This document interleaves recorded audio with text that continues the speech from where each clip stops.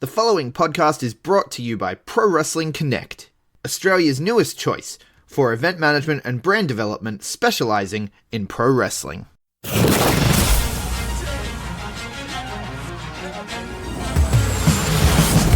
now, the B Plus Wrestling Podcast. Watch global. Support local. It's the B Plus Wrestling Podcast. The moves. B plus. Check it out! Here we go! You wanna mess with us? 'Cause we're steady on the ground. You wanna mess with us? All right, ladies, gents, and non-binary friends, welcome to another B Plus podcast. I'm your host, GregUnchained. Today is Monday. I hope as you listen to this, if not, it's Tuesday, and we're talking Summerslam. Joining me from across the pond normally means the UK. Joining me from the United States of America, the host of The Wrestling Landscape on this very network, Lance Larson. How are you, brother? Greg, I am at the same time tired and jittery because I've been staying up quite late the last couple nights trying to watch wrestling and record episodes and all of the wrestling going on this weekend. So as SummerSlam got going in earnest this evening, I took 2 shots of espresso and had an energy drink to keep myself going, and I am focused as I possibly could be at this time. Right, amazing. See, I'm incredibly tired. I had to take a power nap between SummerSlam and us recording this, as you were on your drive home. I had to take a power nap because I was up until 3 o'clock in the morning, because I was catching up on Ring of Honor. And I've fallen behind a little as well because there's a new Makoto Shinkai film coming out shortly, and my partner and I are planning to go see it at the cinemas. We don't get out to the cinemas very often, so we're planning to go see it at the cinemas. So we're watching all the Makoto Shinkai films. And so we've been doing that, which means I've had less time to watch the wrestling. And so then when I'm watching the wrestling at like 1 a.m, and I'm like falling asleep, and then I realized, oh crap, I only watched half of NXT, so I had to finish watching NXT. Because I knew I wanted to talk to you about NXT, but then you went and recorded your own episode about NXT. I did. Rendering my 3 a.m. awakeness useless. Oh, Greg, it's not useless. You have more context for which to discuss NXT going forward in all of your NXT discussions. Yes, this is true. And so then I woke up at 7:30 a.m. So 3 a.m. Mate. I go to sleep, and then 7:30 a.m. I wake up to watch SummerSlam. So the first portion of SummerSlam is a little blurry for me, but overall I thought SummerSlam was pretty good. Let's start there. I felt like it was pretty good. Overall feelings of SummerSlam? Complicated. So relative to expectations, yes. Objectively, to how I view the rest of the world of wrestling, the best I can give it is a thumbs middle. And that's not even necessarily... There was some good wrestling, there were some good booking decisions, I thought, and there was certainly some questionable booking decisions. And the problem with the questionable booking decisions is when it's a company like New Japan or NXT, a company that has proven to me that certain booking decisions they make have reasons and payoffs and are leading somewhere. Yes. I'm certainly fine waiting to see where those decisions go. Whereas main roster WWE, because I've been burned so many times waiting for something to pay off only for it to be dropped, or for this loss to mean nothing, or for that win to mean nothing, that I just don't trust those decisions anymore.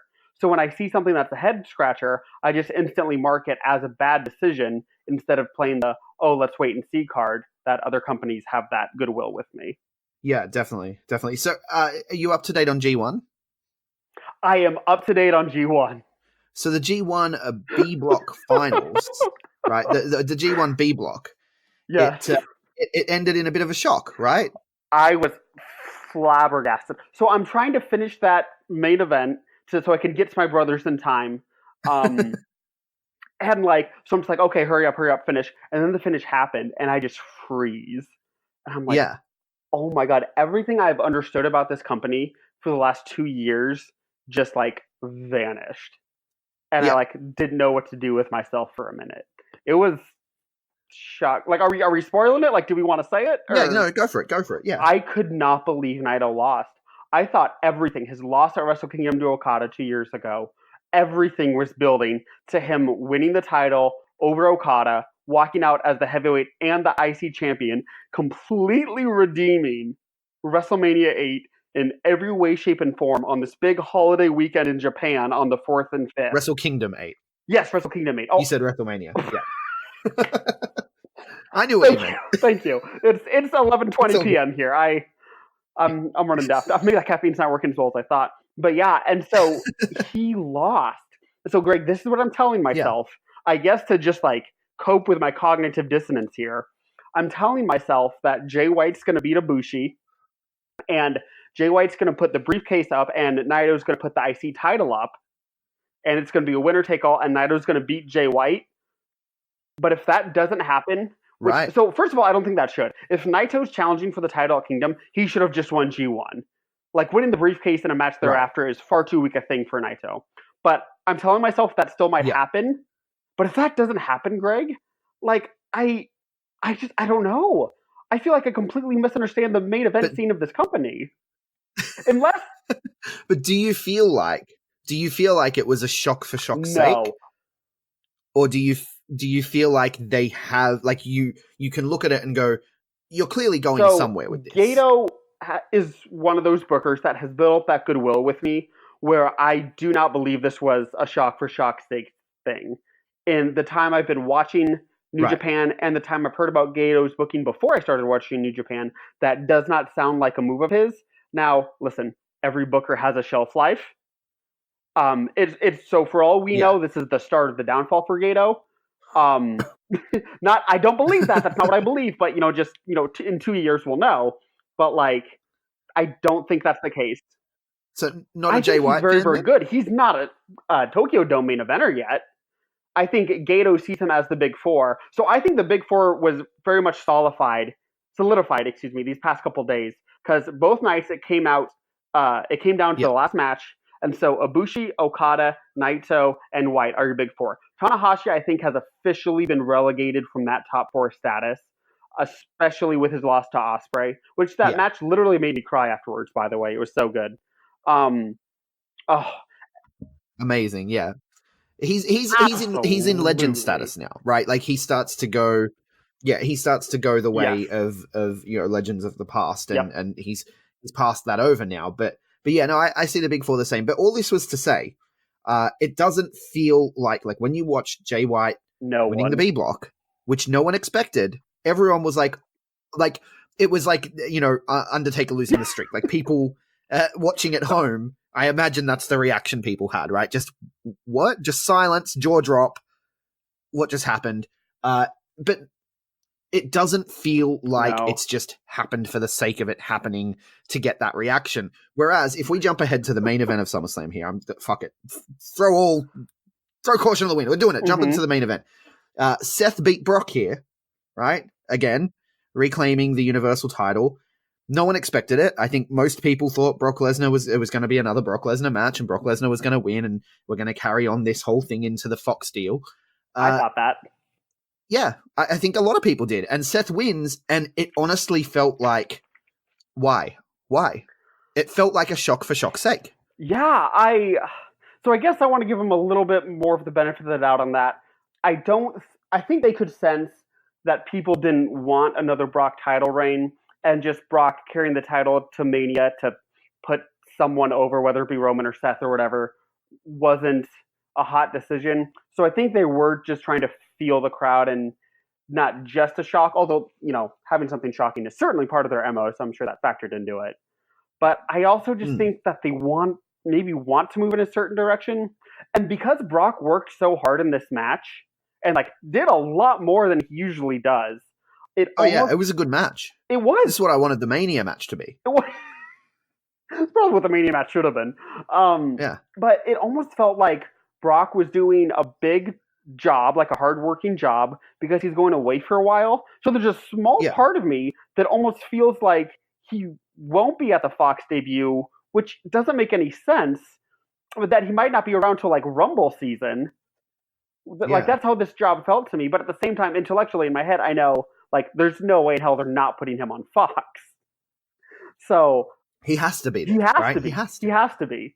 So what would normally make sense with a wrestling promotion, I'm sure isn't going to apply here. But that's just how the match felt to me, you know? Yeah. But it to me, it felt like, and I think we know this about WWE with you know, Vince rewriting SmackDown as it's happening. God almighty. You know, I mean, it just feels like, booking in this way, where it just felt like, yeah, let's just shock the fans and let Seth get the title back. It doesn't matter, like, we can undo it or whatever. Like, it made the entire Money in the Bank thing useless, and as if Brock winning it didn't already make it redundant. But like, you know what I mean? It feels like the booking decisions today are shitting on the booking decisions from last week, and it means that the booking decisions tomorrow don't matter to me. Yeah, so the most positive I can read the situation is that they had a plan for a long-term Seth title reign, and they were like, you know what? We feel like Seth defending at SummerSlam isn't hot enough. Let's do a Money in the Bank angle with Brock, with Seth chasing to try to heat it up.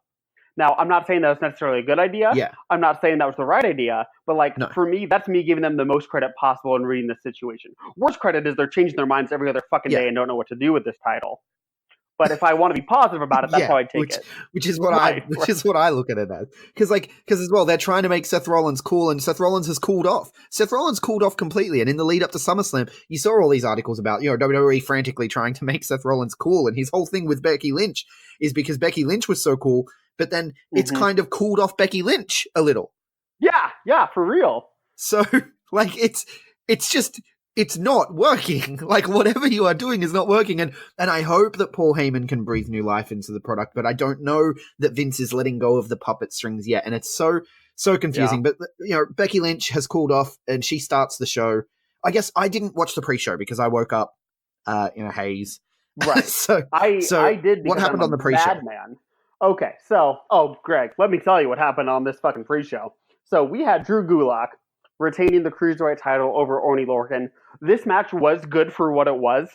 And the match style was very much what you'd expect from Gulak and Lorcan. It was grappling from Gulak and, you know, tough as nails European uppercuts from Lorcan. So it was fun. Knees to the face, forearms. Yes. Yeah, got it. Lariats. But it was very short. So it obviously could have been better in a different context, but it was good for what it was. Gulak retained. I thought that was the smart decision for where they're at on 205 Live. Would you agree? Yeah, no, absolutely. I think Gulak as champion is fantastic. Yeah. But I would prefer not putting the Cruiserweight title on pay-per-view at all and just giving him 20 minutes on 205 Live. Not that I watch 205 Live either anymore, but I feel like I'm more likely to tune into a match that I hear, Gulak and Lorcan just had a classic match for 25 minutes in the main event of 205 Live. I'm more likely to fire that up than to watch the pre-show of SummerSlam, which is already 5 hours long. Right. Or, like, I've always thought the Cruiserweight title should just be the de facto opening match of every pay-per-view it's on. Like, not the pre-show opener, like the main show opener. Like the X Division title. Yeah. Like, what the hell is wrong with that? Why can't Humberto Carrillo just put on a show for the first 12 minutes of every pay-per-view? I don't know why, but whatever. Anyway. Yeah, I'm fine with that. It's the one thing WCW got right. Yeah, for real. Like, Greg, I'm going through these old WCW pay-per-views with my brothers. I've recorded another one today right before SummerSlam. I gotta send you that. Nice. And so, it's just like, we're watching these undercards, and it's so fucking great. Like, Ultimo Dragon went one-on-one with Yuji Nagata to open up Halloween Havoc 97. I had no idea. And so I turn on the show, and Yuji Nagata's fucking walking out there at like 21. Blue Justice. Yeah, I know. And he's like 21 years old or whatever the fuck he is at the time. And I'm like, oh my God, this is amazing. So I'm seeing that shit. I'm seeing Eddie Guerrero versus Rey Mysterio in their classic from Halloween Havoc 97. Yes. And then the rest of one of my favorite matches of all. Oh yeah, it's like the poster child for WCW Cruiserweight matches. Like it's like the one that's known. And then it just fucking tanks after the 3 undercard matches that started out. So you're right. That is one thing WCW got right. I don't want to go on a WCW tangent here, but next, no, it's fine. It's fine. That's what we do. Every time we record, makes like these show reviews an hour and a half long. Next on the pre-show, we had Apollo Crews losing to Buddy Murphy via DQ because Rowan came out and attacked Buddy Murphy mid-match. These guys probably had maybe 6 minutes before Rowan interfered. And those were a good 6 minutes, Greg. I'm not going to lie. So I was pretty frustrated. Like, I get the story reasons behind it. I get that's the whole reason why this match even happened. But I just wanted to see these two guys wrestle. Yeah, because Apollo Crews has not had a chance to shine at all in WWE. No. And he can go, man. He could go. He and Buddy could have an amazing match. I'm hopeful for what this all means for our boy Buddy Murphy, though. Yeah, it seems to be they're actually going something with this Brian Rowan angle. So I'm assuming he'll get some TV time in the coming weeks. So it looks, at least for him, an upside to where he has been. Well, I'm hoping it gets him a Daniel Bryan match, right? Oh, fuck, that'd be great. Ryan seems like someone that would push for that. Like, he'd recognize Murphy's talent and want to have that match. That's what I'm thinking. I'm thinking Daniel Bryan at some point has gone, you know what? I've been watching some of his matches and I kind of want to work with him. Right. Like, I feel like that's something Bryan's known for, right? And being vocal backstage about who he wants to work with and what he wants to do. And I can see them being like, Buddy Murphy? Yeah, all right, whatever. Yeah. Have a couple minutes, go on, do your thing. Like, I can see them doing that. So, I'm sure he's gone up to Vince and he's like, please let me have 20 minutes with the Grand Metalik. And Vince is like, what the fuck are you talking about? So, anyway, Vince McMahon has no idea that he employs Grand Metalik. He has no idea. So, anyway, the main event. Well, I've talked about this with one of my other co-hosts, Riley, just how to Vince McMahon, they're just all different versions of Rey Mysterio. Yeah. Oh my god. Oh my god. Chunky Rey Mysterio. It's Rey Mysterio that uses the trampoline. It's like this. You're so right. Yeah. This 73-year-old bastard of a man. Okay. The main event of the kickoff show was Alexa Bliss and Nikki retaining the women's tag titles over the Iconics. I thought this match was fine, nothing special. I thought Bliss and Nikki retaining was smart. I don't see any reason to go back to Iconics. Greg, any thoughts on that result? I mean, look, I'm biased. Oh, I know. I'm biased. As an Australian, all right, I quite enjoy the Iconics antics. Mm-hmm. Okay, they're pretty schmick. They're pretty good. Not bad. But no, with the way everything's been going, I can definitely I see why you keep it on Bliss and Nikki. I still don't like the whole what they've done to her though. To Nikki Cross. Yeah. Yeah, I don't know. Like, she just feels so bland now, and like I don't care about you anymore. That's the big thing with WWE is I don't care about any of these people, even the people I want to care about. Oh, absolutely. Because Greg, for me, like I guess I can't speak for you. For me, it's because I absolutely just don't trust the booking. I know they're not going to push the people I like because they never fucking do. And even if they do give 3 weeks of them being on TV, they're just going to be forgotten thereafter.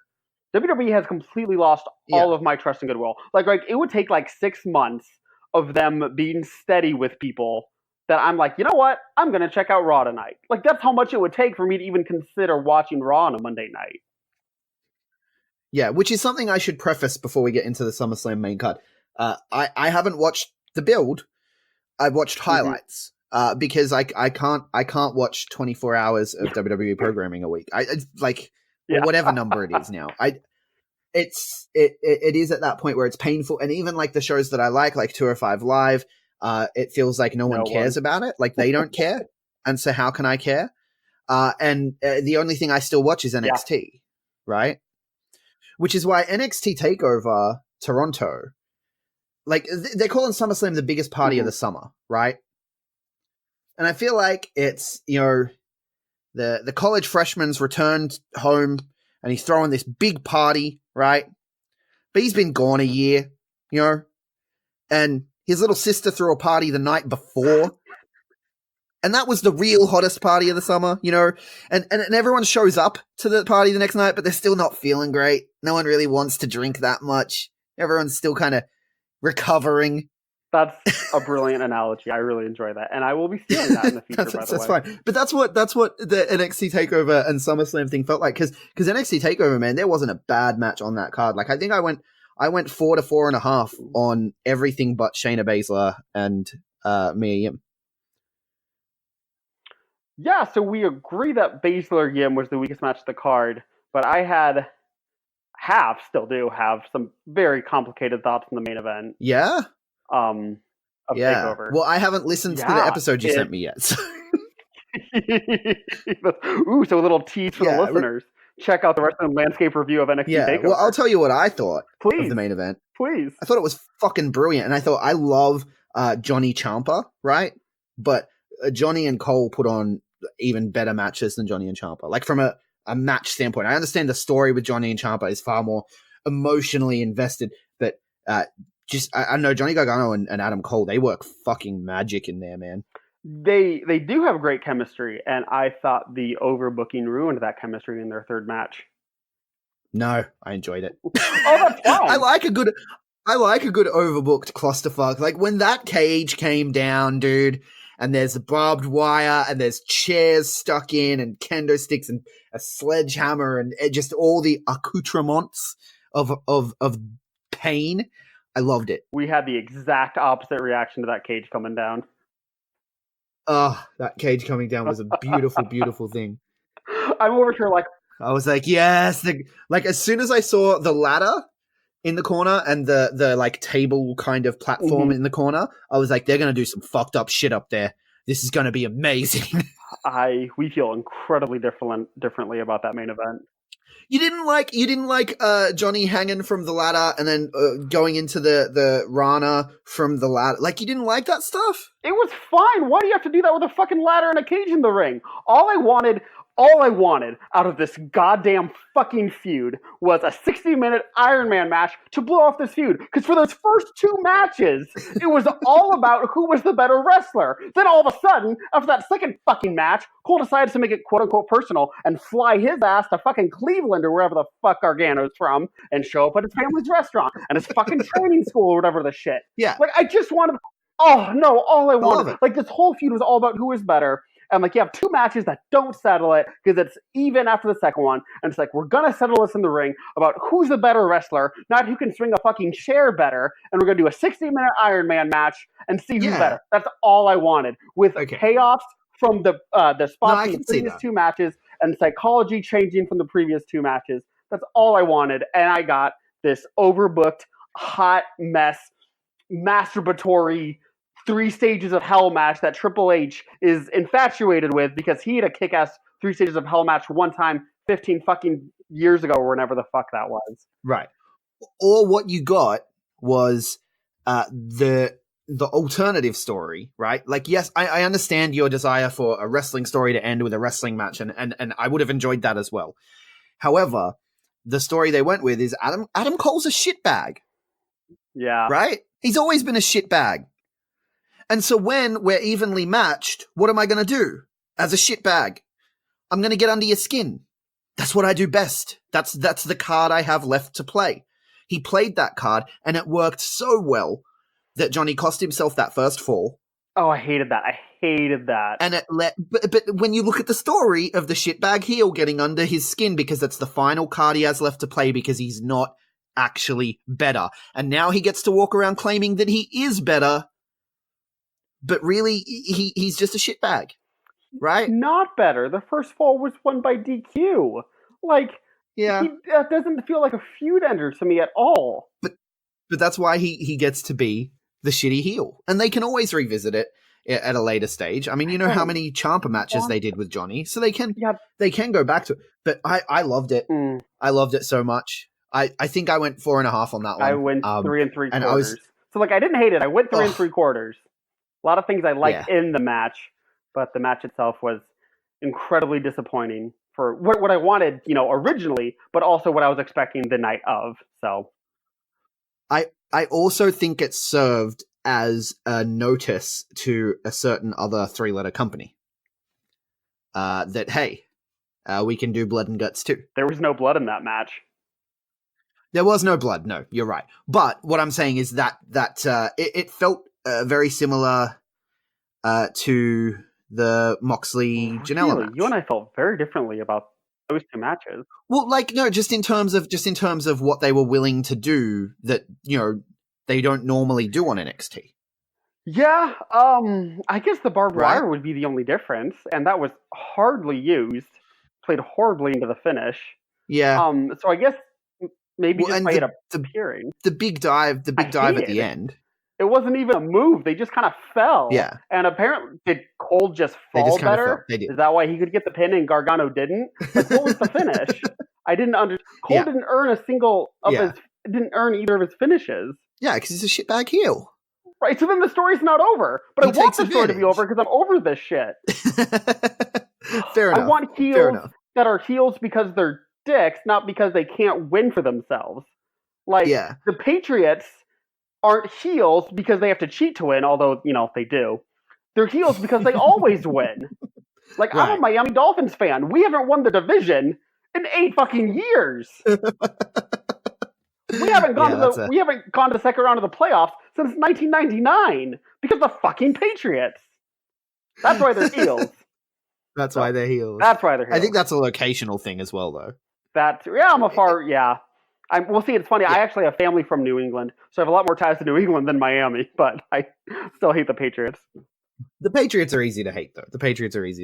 But no, anyway, we've diverged into NXT, and I will say this one more thing. Io Shirai versus Candice LeRae. Mint, loved it. Candice LeRae, it's about time she got to actually do some things. Yeah, very good match. Maybe my match of the night. Yeah, it was for me, I think. Yeah, I don't know where they're going with LeRae after this. And to be honest, I don't know where they're going with Shirai after this because Baszler is still the champ. So they have the 2 top women in NXT are heels. So I don't know what that means for the future of the title. Yeah, it is curious. Now, I just want to, before we get to SummerSlam as well, I just want to talk a little bit of NXT AEW. Do you think it's going to happen? Do you think we're going to have Wednesday Wars? I'm leaning yes, but really what it comes down to is if FS1 can work out something with Big East basketball. If they can, I think they would like to have NXT on Wednesdays, because if they get Big East basketball to a different night of the week, then that's just another night of the week that's probably going to increase the ratings. So if you're asking me today, yes, I think we'll get NXT live every Wednesday night from 8 to 10 p.m. Eastern, the exact same time as AEW. I do think that's happening.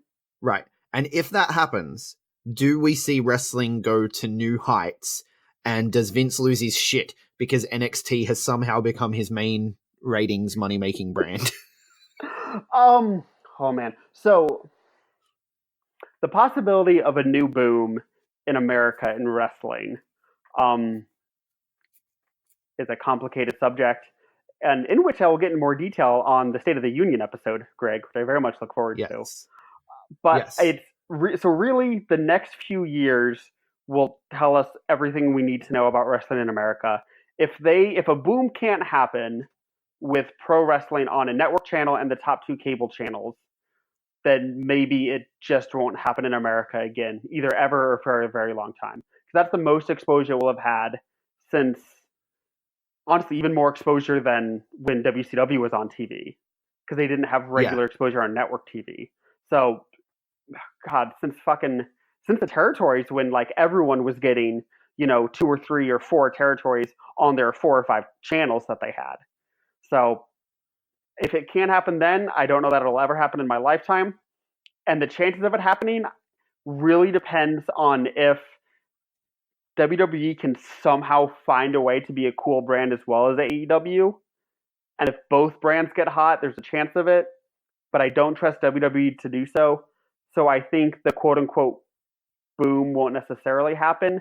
And what we'll see is a slight increase in popularity, but not a boom proper. Right. Because I don't think WWE can, but I think NXT can, if Vince leaves it alone. He won't. I think no, I know. That's the problem. I think NXT, unless, I mean, look, 2024, Vince McMahon, Republican ticket. Just putting that out there. He's the spiritual successor to Trump. Listen, man, I thought there was no chance of Trump winning, so whether or not I think Vince can win is irrelevant, apparently. So here's my dream. 2024, President Vince McMahon, okay? He's left the company. And then you've got NXT and AEW. They're the hottest brands in wrestling going head-to-head on Wednesday night. Raw and SmackDown are afterthoughts at this point. You know, you got Bischoff on one, you got Heyman on the other, whatever. They're throwback brands where the big guys come in and play. And then you've got GCW on Saturday morning cartoon slot, right? Quite the imagination you have, Greg. That's where I see things. 2024... GCW in the ECW slot, but they transform and they somehow become a kids program with Invisible Man, Invisible Stan, and Combat Wombat all leading the charge. Brilliant! Can't wait. But yeah, that's my 2024 vision. It all stems on Vince's political aspirations. Well, and also, like, we need to be real. Like, I know it sounds a little morbid, but there's always the possibility of Vince passing away.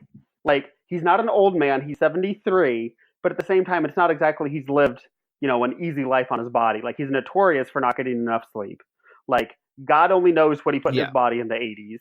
So, you know, like, just think, like, things can happen to a 73, 74, 75-year-old man. So. But he's also an absolute specimen, though. I mean, yes, but what did he do to become a specimen, Greg? He's a genetic jackhammer, damn it! You're right, they're just genetically superior. Yeah, genetically. That doesn't pay into his political better than beliefs you, at all. and you know it. Oh, God. But that's someone else. Sorry. Matty Wahlberg is way better than MJF, by the way. Oh, wow. Matty Wahlberg is better than MJF. Yeah, and Matty Wahlberg versus MJF is something I want to see, to be honest with you. MJF is a lazy man's Matty Wahlberg. He just... Oh, yeah. Oh, yeah. Well, they're completely different. They're completely different because although Matty Wahlberg does come out to I Got Money. Because I was going to say Matty Wahlberg's character isn't really the rich kid. He's like the dickhead jock. Right. So I view him as a rich kid because the kids that acted like him in high school were the rich kids, at least in my high school. Right. So I kind of associate. Also, the Undisputed Era. Like, the Undisputed Era acts like the rich kids acted like in my high school. So I always associate them with the rich kids too. Right. I'm over here with my middle class. Yeah, I think culturally things are a bit different in Australia. Oh yeah, that's true. That makes sense. Like, I don't necessarily get rich kid vibes from Matty Wahlberg, although I get the idea that, I mean, obviously he's a 21st century success story, so he's gonna make money. But anyway, how did we get to Matty Wahlberg? Have you been watching Survivor? No, So first of all, there's so much wrestling that I'm behind on. Like, there's no way I'd even try to make time. And even if I could, I don't know if I could. Okay, I'm sure there's a way. Wink, wink. But I don't think I would put in that effort. Right, because it's been fantastic. I'm sure it has. They're telling better stories than WWE. I'm sure, Greg. My 4-year-old nephew tells better stories than WWE. That's mean. That's not literally true. But you get my point. All right, let's talk SummerSlam. Let's talk SummerSlam. Lynch. 30 minutes in.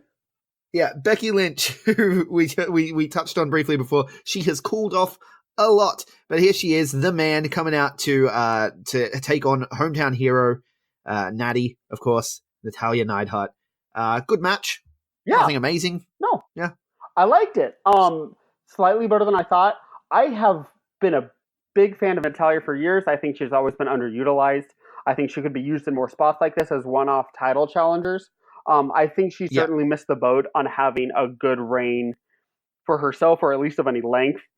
So I'm glad that she's in this spot at least, and proving, once again, that she can still have good matches. So I don't know. I think I'd go 3 3/4 on it, maybe.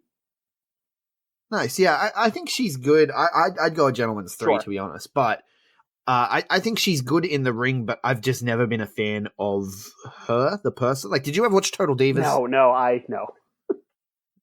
Yeah, she annoyed the hell out of me. I don't know why. There's just something about the personality, the cats, I don't know. There's just something about it that I'm not a huge fan of. I respect her work as an in-ring worker, bell to bell. And I think, she can still go, obviously.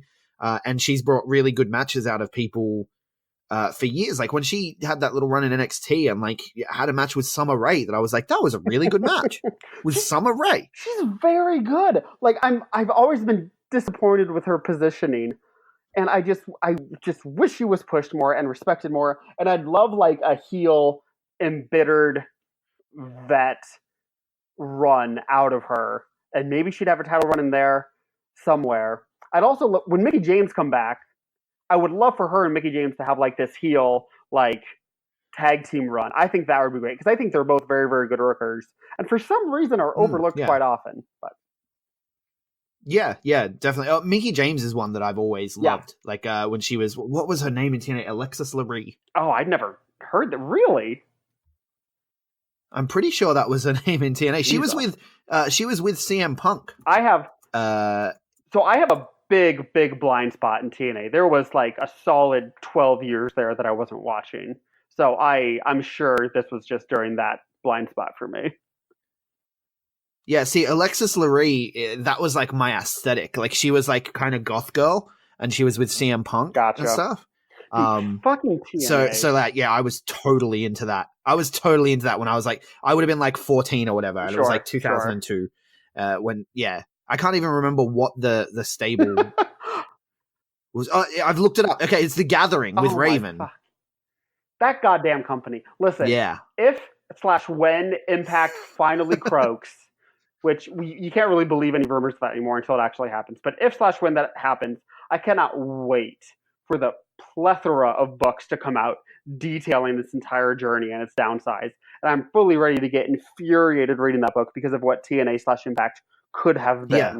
And it never was. I can't wait for the weekly pay-per-view era to show up on the WWE network. Like I just want someone to buy the tape library that I already have a subscription to, you know?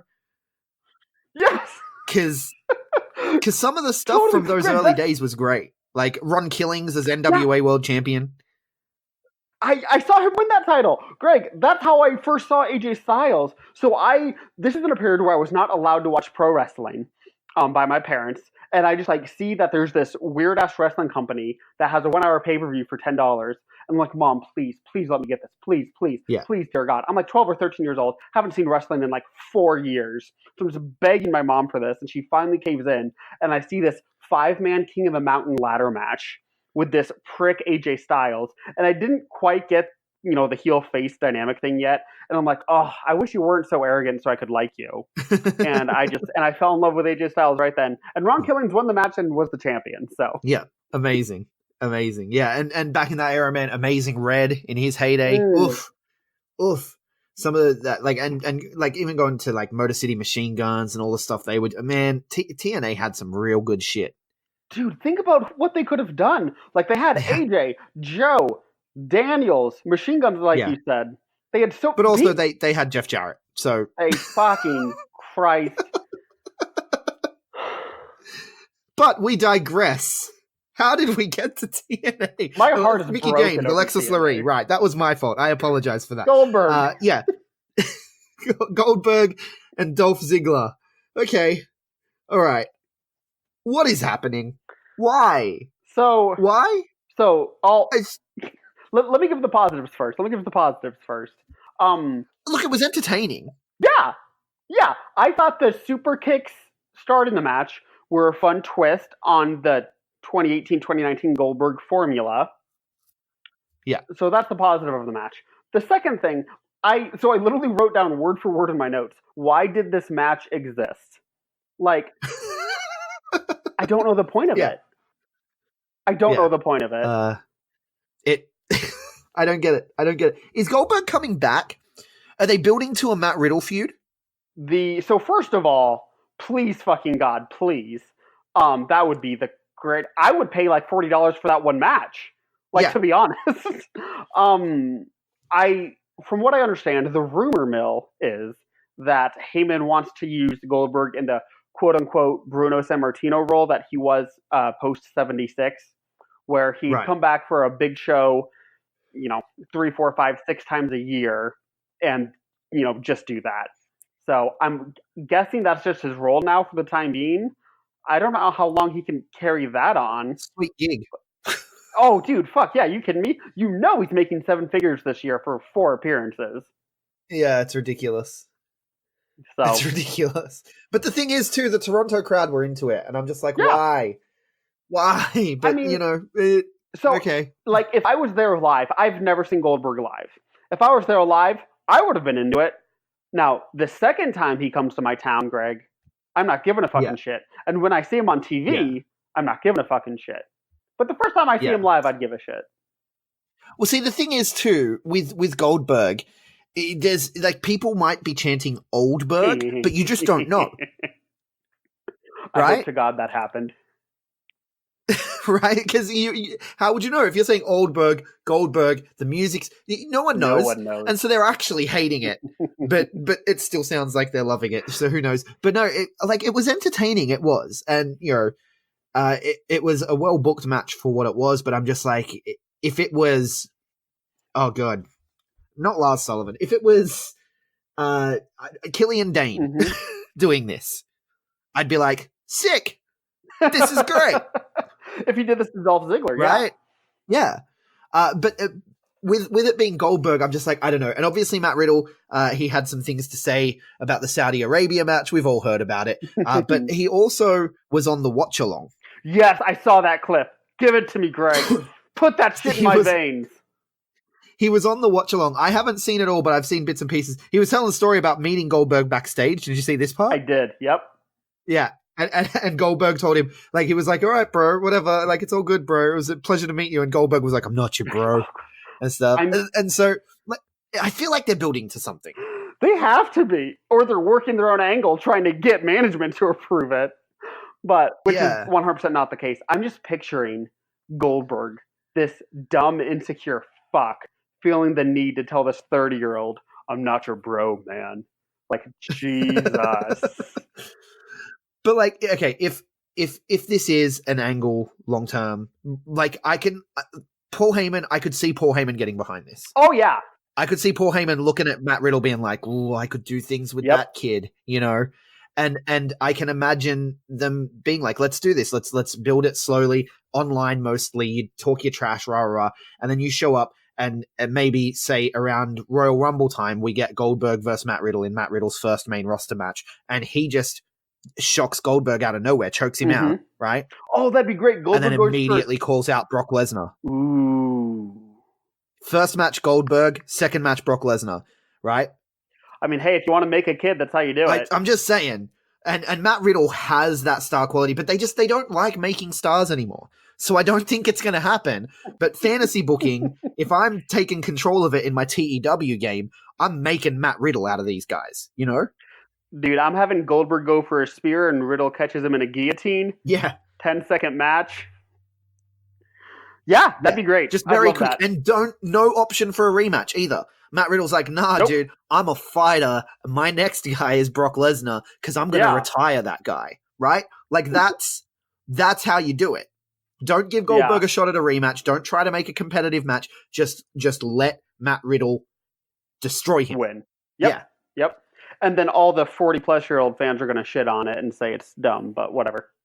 But then everything with Goldberg right now going over Dolph Ziggler, I don't know, I presume he's going to, I don't know, beat Big E or something. I don't know who he's going to fucking face. But, like, you know, it gives it purpose at least. So I'm hoping there is a long-term purpose. I'm hoping it's not just, oh, let's let Goldberg win matches every now and then because the crowd chant Goldberg and it's nice. Which is what it feels like. That is exactly what it feels like. And the aforementioned lost goodwill from WWE is not giving me faith in that. But I am open to waiting. And you know who else has lost some goodwill? Jesus Christ. Ricochet. No, I'm talking about Big E and Xavier Woods telling Kofi Kingston that they've got Drake. They're in Toronto, and it's Drake Maverick. I mean, that's going to lose you some goodwill. Did people expect anything differently? Like, the moment he said that, I knew it was Drake Maverick. I didn't. I was like, oh, they're in Canada. Maybe Drake's there. No. Well, it worked for me. They worked me. They got me. I had no use for that segment. This is not something... You're not a big 24/7 dude, fan. This is not what I want out of my wrestling. This is not what I want out of any of my TV shows. This is not what I want out of any form of entertainment that I have ever consumed and ever plan to consume. This was my first high point of the night. Oh my God. It made me laugh. I'm still waking up. I'm like, a little fuming about Goldberg, just like, why is this guy here? But like that segment was well booked and it entertained me, but it didn't give me joy the way New Day and Drake Maverick gave me joy. I had no joy. I did. I also had no joy when I talked earlier about, the people I should care about, the people I want to care about, but I don't. AJ Styles and the original club, the only club that matters. Okay, 4 years too late. First off, everything's too late. This fucking thing, Greg, I didn't even take, when the match ended, so I usually don't take notes during the match. I wait till the bell rings, and then I write down all my thoughts on it. I didn't write anything down about the fucking match, because what happened in the match didn't fucking matter, because all that mattered, that 41-whatever-year-old AJ Styles beat the new young hot act that they're trying to fucking push on this goddamn brand that has no new fucking stars. When they're trying to move to a big program and create a new boom period, they have him lose to again. Yeah. What the fuck? And they want Ricochet to appeal to the youth, right? Have him lose to a 42-year-old guy. That's how you do it. Well, I don't know if you know this or not, but probably not. Youth these days are all losers. So look at them on their phones, out there saying things like lit or yeet. What's a yeet? AJ Styles wins. I don't get it, man. I saw no point to this. And like I said, if this was another company, I'm like, okay. Like if this is New Japan, and Jay White comes in, big deal, a lot of fanfare, jobs to Tanahashi, okay? I did not freak out because I trusted the company. And obviously it paid off later in the year. WWE has no trust with me for this. This just looks just like a dumbass booking decision. I see nothing good in it. Nothing. Not a thing. Yeah, I agree. And Ricochet felt really hot for a while. And this doesn't help. Yeah. Think about where this puts Ricochet. He is immediately a nobody in the mid-card, just like 20 other dudes. Yeah. The only thing I can think of is seeing Kofi come out flanked by New Day with their titles, and AJ come out flanked by the club with their titles. I'd like to see New Day versus the club. Yeah, not as much as I'd like to see Ricochet become a top guy. Like what? No, I agree. I agree. But I'm just saying, if you have these hot champions facing off, there's no consolation I can find in any booking that can pivot off from this. That is in any way could comfort me from not seeing Ricochet as the top guy in this company. So devastated over it. That's all right. Come WrestleMania, Ricochet will be like smiling and dancing next to The Rock in one of the like segments and not have a match. It'll be great. Just fucking great. Bayley defeats Ember Moon. Again, nothing bad about the match necessarily. It was a good match, but I just wasn't invested at all. Ember Moon is someone I'm a big fan of. Bayley is someone I was a big fan of in her NXT days. But again, there's no stars. There's no stars. These are two good workers. They had a good match. The reason why the crowd didn't give a shit about it is completely and wholly and 100% on management and the way they positioned them in the build-up. Yeah. Then we get the Roman Reigns package, like the video package recapping all the stuff that's happened with Roman Reigns right up to the Buddy Murphy, Eric Rowan attack from earlier in the night. So I did already know about that when you were running that down. I was like, I saw that because that was in the video package there. They make video packages really fast. Yeah, I mean, they're a $1 billion company. They better be able to make these things fucking... They better be able to do something with that $1 billion if it's not put on good wrestling, so... Yeah. If you can't... So, it's midnight here officially. So, I have officially stepped into, bitter mode. So, if there's a single thing wrong with anything in a match we're talking over, I'm just going to completely crap on it. Look, you can't fault WWE's production, right? Something I'll say as well, their little 3D things. You do? Oh, yeah. The camera work fucking sucks. Okay, well, yeah, all right. Yeah, fair. Fair. It's hard to find good camera work in wrestling, though, as well. AEW have some fucked up camera cuts as well. I think New Japan does very good. Yeah, New Japan does pretty well. You know what I like? I like a hard cam and a handheld. When they do the Best of the Super Juniors shows in the middle of nowhere, and there's no commentary. Like, this is a couple of years ago, and there's no commentary, and you're watching Jushin Liger out there against fucking, who was it? It was, I can't remember the match that I really, really like. Bushi and Jushin Liger, I think. I can't remember. Anyway, it was literally the one camera, no commentary. It was the one camera, and then when they went out into the crowd, they had one guy with a handheld camera follow them. And I was like, this is how I like to watch wrestling. That's so funny. Yeah, those especially the Super Juniors from those days were it was brutal to watch some of those middle matches. But yeah, I loved it. Hey, I'm glad you did. I am not a man of taste such as yourself, so I found it difficult to pay attention to everything that was going on there. Yeah, but I am thrilled that Best of the Super Juniors this year was not that. It made watching those 81 matches or whatever much more interesting.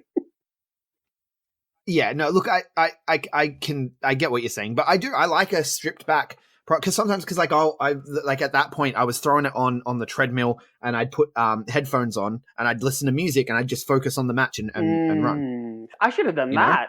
That sounds great. Yeah, it was fantastic. That's how I want to watch wrestling from now on. Just cut out all of the bells and whistles, man. But no, I was talking about the 3D things when they come out, like the big snake head for Randy Orton and shit. Like, I love the WWE's, like, the way they're pushing production forward and stuff, and their video packages are always top notch. And this Roman Reigns package was good, but so again, having only watched the highlights and stuff, it's so weird to me that he had the massive thing dropped on him and he just got up. Like, what is going on? Who thought of that? Someone did, Greg. Someone that's presumed. I don't know. I have nothing to tell you. Someone that makes a lot more money than you or I. Someone that makes a lot more money than you or I. Came up with that. So anyway, we move on and we get Charlotte defeating Trish. This is how you use a veteran. Whoa, Greg. We had Kevin Owens defeating Shane McMahon. Oh, right. Oh, okay. So here's the thing. I had internet problems. But yes, no, I do recall the latter half of that match, and I don't have it in my notes for whatever reason. That is A-okay. It was dumb. Kevin Owens won, thank God, but Shane just sucks as a professional wrestler. I don't ever want to see him in the ring again, as I have for the last 20 years. Kevin Owens Shane McMahon has been ruining pay-per-views for me for 20 years. Kevin Owens hit a low blow. I fucking goddamn. Anyway, he hit a low blow and then the stunner to win. Why he had to hit the low blow, I don't know. Because Shane McMahon is the best in the world,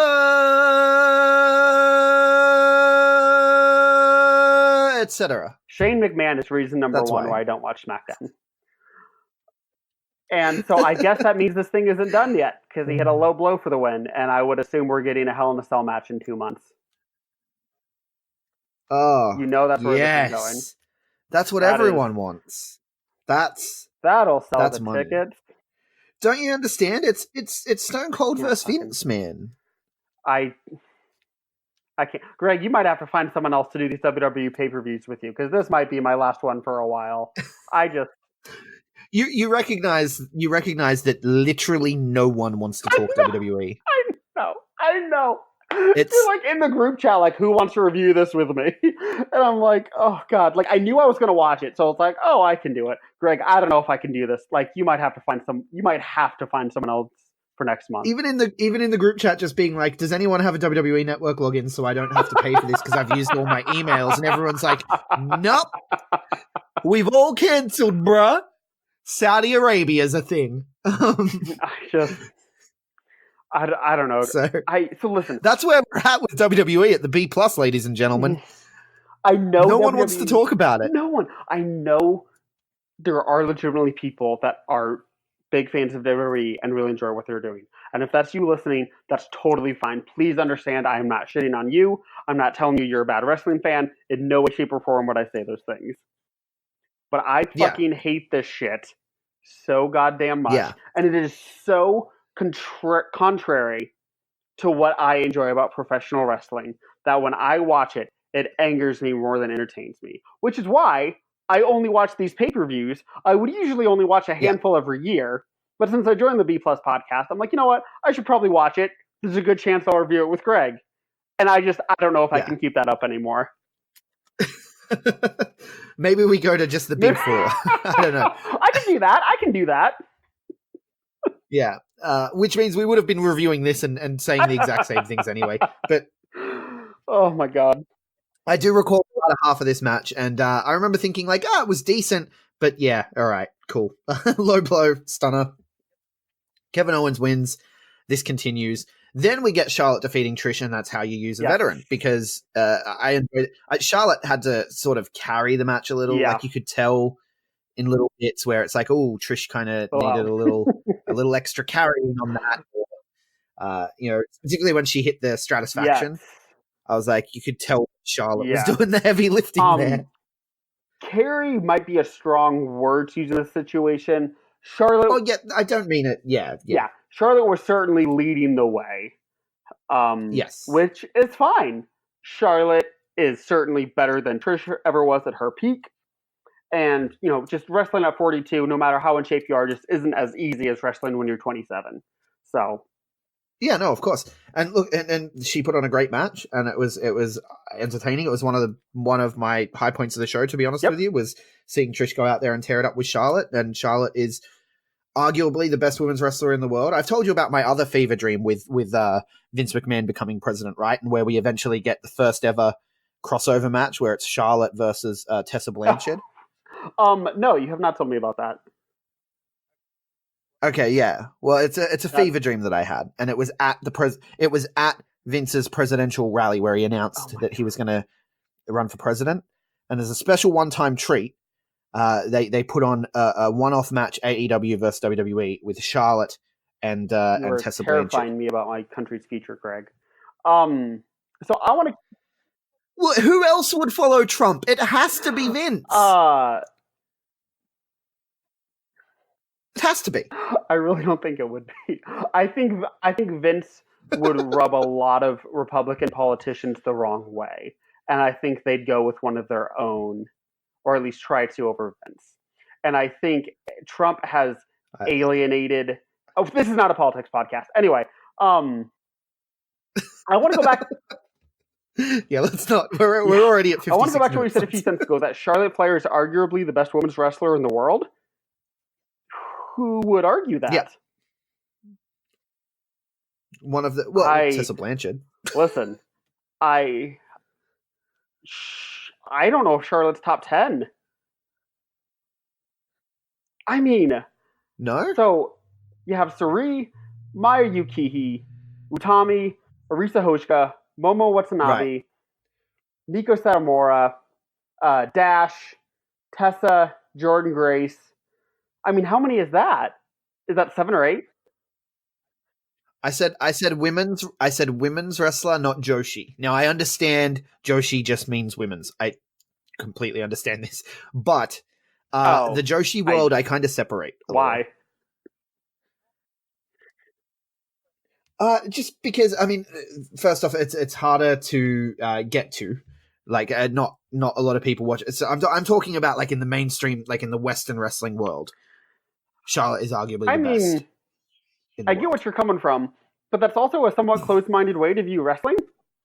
And I think when you're making... Well, no, 100%. You've called me out, and you're correct. You are correct. And I absolutely would put most of the people you just mentioned above her. Momo for sure. Mako Satomura definitely. 100%. You are correct. Yes. Sorry. But Charlotte's amazing though. I'm let's not take away when people make those one of the best right now claims. I just instantly start pumping on the brakes. I'm like, whoa, bro. So that was my hypersensitivity. Charlotte is excellent. You're right. I shouldn't turn a compliment into there's 9 people better than her. So how good is she really? So that's on me. Yeah. No, I do understand the inclination though as well, because when people are like, oh, no one's putting on more entertaining matches than Seth Rollins right now. Seth Rollins, right? And then I'm just like, Orange Cassidy exists. Right. Putting it out there, and then people look at that's me like a crazy man. Oh, so, like, I don't know. What's the default one? If someone says something like, "Oh, Sting's one of the greatest of all time," I'm like, "Oh my god, you've never watched anything outside of American wrestling between the years of 1983 and 2019, have you?" Like, that's your definition of pro wrestling. Yeah. For a lot of people, it is, which is fine. Like, you don't. No one has to like or know about any wrestling outside of the wrestling that you watch, but you do have to know that it exists. And so, like, being aware that, yeah, there's stuff outside there, so there's a lot I'm not seeing. Yeah. So my claim is based solely on my limited view. So if people understand that they have a limited view, that's all I care about. Yeah. Well, see, my claim was Charlotte. I don't even have a limited view. Like, I watched Start. Like, I can't wait for the 5-star Grand Prix. Like, you know, like it's so I can't even claim that. I messed up. You're 100% correct. But Charlotte is amazing. Like, we can't take away from her. Excellent. And this match with Trish was great. Oh yeah, very good. This is my top 3 matches of the night. I thought this and Lynch and Natalya and the main event were the 3 things I enjoyed most on this night. Yeah. Yep, definitely. I can get behind that. So then we get Bret Hart because reasons. Canada! Yeah, Canada. And it's like, you know, like a take back moment for, well, AEW used him, but he's really with us. So I saw AEW in this moment. Yeah. I've seen AEW a few times. That's another moment with NXT that I saw AEW was them using the Toronto Raptors cheerleaders with the ambiguous African American. Velveteen? Yeah. Why would you call him the ambiguous African American? Yeah. So when I said the ambiguous African American, I'm also referencing Fight for the Fallen with Sonny Kiss and the Jaguars cheerleaders. I see. Right? Gotcha. So the local cheerleaders with the ambiguous African American, it felt like they'd literally copied a little bit. Yeah, right down to the demographic, yeah. Yeah, like right down to the demographic, which, I mean, to be fair, it makes the most sense for the Velveteen Dream character, and I loved that fucking entrance. Yeah, it was fun. I'm not having a go at all, and I don't mean to sound offensive in saying that as the ambiguous African American either, but I just think that that's probably the way certain people involved in the creative process may view these characters. Yep. So, again, not me, but because I mean, I love Sonny Kiss. I love Velveteen Dream. I don't need to clarify this. People can listen to the fucking shows where I mark out like fucking crazy about people know what guys, you mean and who you're accusing what of. You don't have to. There's nothing to defend. Yeah. So anyway, moving on, because that to me is like little bits of fingerprints already on NXT, and maybe I'm imagining it. Maybe I'm getting paranoid. But I don't know. But I did enjoy it. I did enjoy that entrance. Anyway, moving on. Bret Hart because reasons. I'm seeing AEW. Yeah. That's how we got there. I'm seeing AEW, little bits of AEW references and influences all throughout stuff at the moment. Kofi and Orton. I loved the finish to this match, and I already on Twitter I'm seeing lots of people being like, "Oh, it was bullshit." I loved it. A draw by countout. I hated it. I couldn't stand it. Greg, this is the second. That's classic wrestling. No. Classic wrestling is Giant Baba having clean finishes for 5 years straight. Like, you can have clean finishes endlessly and have a profitable company. This is your second or third biggest show of the year. That said, I'm totally fine with doing a double counter on TV to set something up. I'm not against that at all. This is your second or third biggest show of the year. Right. This is your second to top Summerslam. title. Yeah. And you have a double count out finish. Yeah. That's what I can't stand about this. Especially because the match preceding it was boring too. And way too long for this kind of finish. So when that finish happened, I just completely checked out of this match. Now, they're getting a rematch next month. I get it. Yeah. This is not the way to have your WWE title match go on your second or third biggest show of the year. No, I can agree with that. And I would have preferred Kofi just winning with the Slexecution. That would have been a better finish to me, but that's just me. Yep. And so you're right. I didn't mean to come down so hard on your traditional wrestling. Because like this is. That kind of wrestling finish has been used for fucking, like going back to before Ed Strangler Lewis, really. So yeah, 80, 90 years. But just not on your second or third biggest show of the year. Yeah, no, I can see that. And this was kind of it's weird because ideally that's the semi-main, and then your cool-off match is what happens next. But to me, that was the cool-off before what happened next, because this was the best part of the entire show. The Fiend. The debut of The Fiend. Please tell me you love this. Please. This was pointless. Oh, no! Why am I excited to see The Fiend wrestle?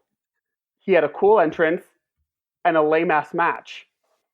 Like, he's in that category for me. I have no desire to see a Fiend. I give you The Undertaker.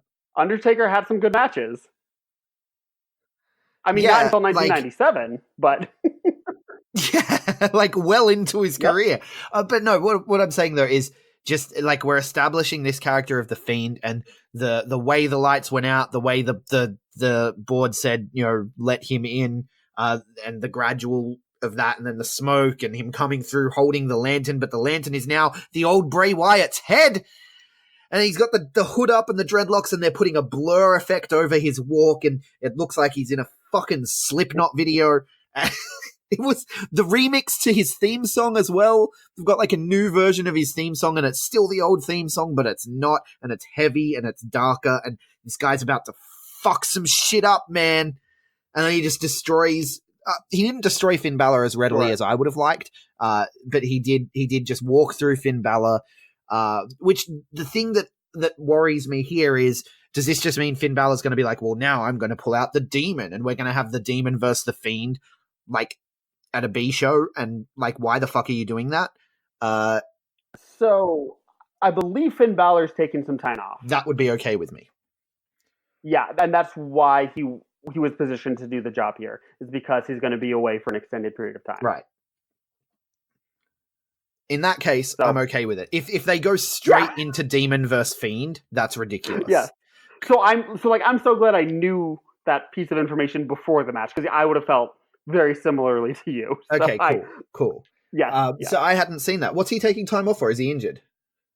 No, from what I understand, it's literally just, I haven't heard. From what I understand, it's just a vacation. It's just, hey man, can I take a month off? I'm, 42 and, we do 4 shows a week. Can I have a month off, please? So Right. He's just going to go spend some time with his hot ass girlfriend.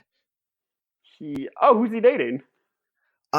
She's like I don't know if it's ESPN or Fox Sports, but she's like an interviewer that covers, like, I saw her covering like a NASCAR thing or something, or and she was interviewing people about soccer as well. I don't know. I just know that she covers sports. Cool. I hope they are both happy together. Yeah, they're a beautiful couple because he is a beautiful man. It's ridiculous. It's unfair. He and Ricochet. I just save some good traits for other humans. Like, what is going on? Maybe Finn Balor's a dick in real life. We don't know. I don't know. That smile. It's a pretty genuine smile. It's a pretty when you can see someone smile and you're like, you're kind of a dick. Yeah, but I mean, like, listen, some of the worst people of all time were pretty manipulative with their smiles and convincing people they were good people. Like, I suppose. Yeah, anyway. Yeah. I don't know. I'm just saying he seems genuine to me, and so I'm glad he's having some time off. Yeah. That's good, because I definitely did not want Demon versus Fiend already. Crowd left that segment with a "This is awesome" chant, and then we go into Seth versus Brock, which we already talked about at the beginning of the show. We did. So we kind of gave away the ending. Buried the lead. Oh no, wait, that'd be the opposite. Yes. I don't even know the phrase. It's 12:30 here. No, we led with the lead. Where can people find you? Online, Lance. That was the greatest transition to the ending of all time. Greg, people can find me at WrestlingLands1 on Twitter, and that is the only place they can find me. And I am at GregUnchained on Twitter, at the GregUnchained on Instagram. I am incredibly tired, so you won't find me there for a while. We are the B+ Wrestle on Twitter, because wrestling wouldn't fit the B+ Wrestling everywhere else. Like, share, subscribe, 5-star review if you like what we do. Check out the Wrestling Landscape NXT review podcast, which came out just before this. I thought it was awesome. If you want to hear what Lance thought, you have to listen to that podcast. And that's where you'll do it, at the B+ Wrestling. Thank you so much for listening.